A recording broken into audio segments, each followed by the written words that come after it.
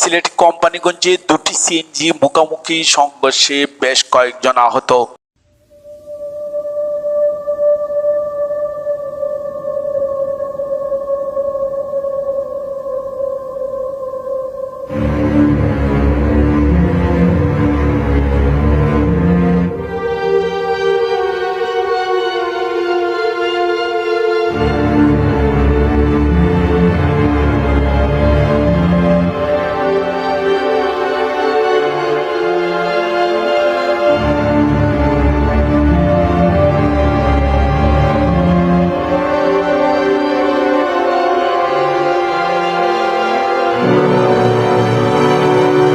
সিলেট কোম্পানিগঞ্জ উপজেলার ইসলামপুর এলাকায় দুটি সিএনজি মুখোমুখি সংঘর্ষে ঘটনাটি ঘটেছে।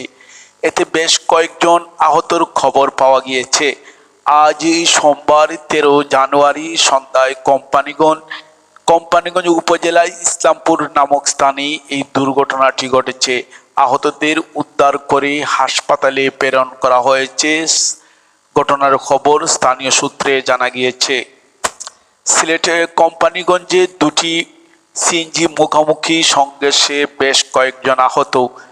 সিলেটের কোম্পানিগঞ্জ উপজেলার ইসলামপুর এলাকায় দুটি সিএনজি মুখোমুখি সংঘর্ষে ঘটনা ঘটে।